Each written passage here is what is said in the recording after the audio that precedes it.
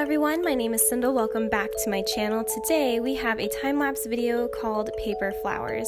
So the first thing I have here is salt. Why Sindel? Because salt creates very interesting texture. So while my background is still wet, I just crack some sea salt over it and let it dry, and it makes these beautiful freckle-like textures. And I've really been loving playing around with salt recently. The next thing I'm doing is going in and putting in the face details. For me, I typically always start with eyes because if you have eyes correct, you can kind of get the rest of the face proportional around those. So when you're drawing an eye, the distance between the two eyes should be the length of one eye. The nose should be the length of one eye turned vertically.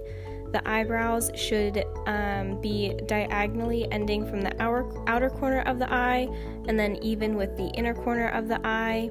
The lips should end, the points of your lips should end where the pupil is.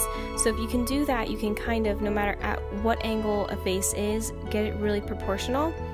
And drawing faces without having to make a grid is a skill that I think comes in very handy. And you can do this with the rest of the body too once you kind of orient yourself. So anyway, I always start with eyes. And so I was watching the other day someone's time-lapse video and they started with a nose and I was shook to my core because I was like, whoa, I really struggle with noses, and the fact that somebody could start with a nose and make the face proportional around a nose blew my mind, truly blew my mind.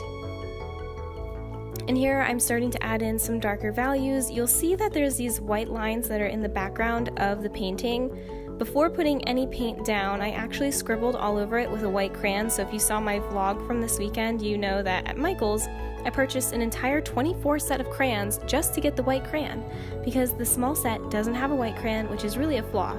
How are people supposed to lighten their crayon work? Anyway. Put that down, and so it rejects the watercolor as you glide over it. I thought it would create this really cool effect.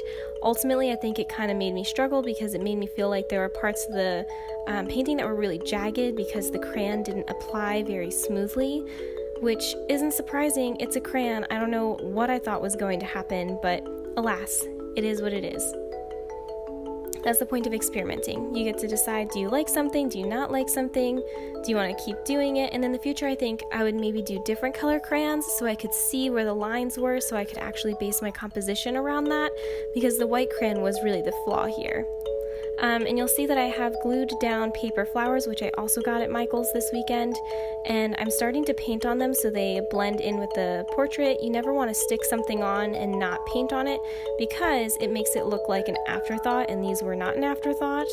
So I went ahead and painted on them, and then I ended up having no storage on my phone, so I ended up doing a little bit more work beyond what you're going to see in this video because this is kind of all middle ground.